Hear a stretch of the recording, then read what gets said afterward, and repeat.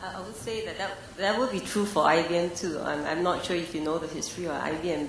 We didn't start by making PCs or anything. Our first, how we actually originated was, the mid-scale weighing machines, the old conventional. That was what IBM did. And imagine we have transformed and innovated the company this far. And just so maybe some of you may not know, actually IBM leads the world in terms of the number of patent inventions every single year for the last 17 years. This will be our 18 years. The results are not about. We pretty much expect that we should get there. And just to give you a notion of what that means, we broke 2 years of the American history because no corporation in the history of the Americas have ever crossed the 4,000 number of patents in a year. Now you may be wondering what 4,000 would mean. By the way, we erased our own records last year at 4,914. If you combine HP, you name everybody, Google, Microsoft, Apple, you add it all up, all the industry technology leaders, they wouldn't even come near 4,000. That is the amount of inventions. But, like my colleagues on this panel say, inventions is one thing, technological prowess is another. It doesn't necessarily yield innovation straight off.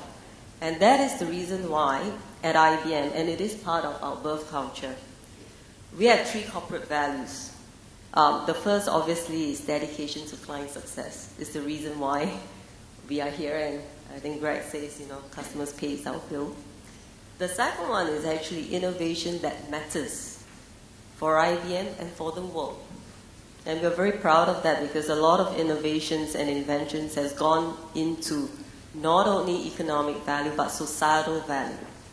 Whether it's drug discovery and the whole slew, a whole broad base. We sent the first man to the moon too, by the way. First heart and lung machine was invented by IBM in the 1950s. I mean, the list goes on and on. And finally, trust and personal responsibility in all relationships. Those are the 3 values that we wear. I think Greg talked about some 3 examples. I'll just give an example. Since I talked about Sony not making it on their Betamax. PlayStation 3, you're all familiar with the gaming industry. When Sony was looking to launch their new product, the product S-curve, which is common in many of the people who sell the retail consumer goods type like them, they actually approached IBM, which is actually quite a norm, to help them innovate the new product. And just so you know, the PlayStation 3 that your children or you yourself might be playing with is the core engine is actually joint patented between Sony, IBM, and Toshiba Electronics. In that PlayStation 3 is an IBM chip. By the way, all the gaming stations in the industry today, including Xbox and Nintendo Wii, the chip comes from IBM. But I just want to tell the story that the spirit of seeking out is very important. We're not in the gaming or entertainment industry, but Sony knows the prowess and the inventions that we are very capable of. They came to us, and the rest was history. PlayStation 3 has done well for them. That's just one example. The other one I would say is I'm sure many of us love chocolate. But I don't know if you knew that because of the fungal diseases in the cocoa plants, it destroys many of the cocoa plants, and that industry loses US $700 million a year just trying to hold up a good crop yield. And IBM came with the research capability to study the genome of the crop plants, and partner Mars, who's the world's largest chocolate manufacturer, and help them, really stamp out a lot of these losses. So I think to us, innovation is actually, you need to have obviously the capability, which can be expressed in terms of your technological prowess, not always, okay?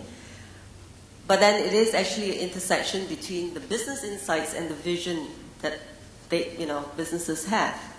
And you need to kind of work collaboratively to do that. Finally, one local example. Our favorite Land Transport Authority, and we get into traffic congestion. I just wanted you to know that a few years ago, we had a collaborative innovation vision with LTA, and we felt that maybe, given we have such a rich array of research capabilities. Anyway, in short, we gave them a traffic prediction tool. There's a lot of sensors on our highway. They didn't have, at that point in time, any predictive capability.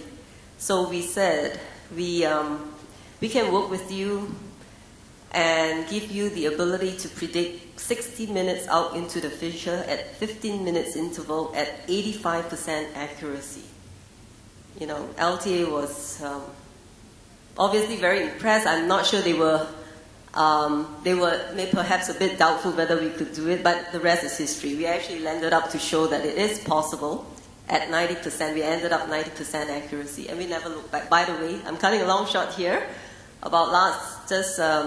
Earlier this year, we wrapped up a project. You may know that they took over the bus planning routes about a year or two ago, and they said, well, we have so much research capabilities, and our bus arrival wait time is not very accurate. And we say we can do something about that, and we can reduce the prediction of bus arrival half of the waiting inaccuracies. And it's successfully completed. So we won't be able to do that ourselves. We have the predictive tool seated in one of our research labs for a long time. But if you don't work and collaborate, or the client's not looking forward to innovate, then you can't possibly bring such potential value. Right. We have just over 4 minutes, or 5 minutes behind, and 4 minutes here. I'll take the 5 minutes. Right. The last question that I want to focus on is on leadership, because I think that's a very important attribute.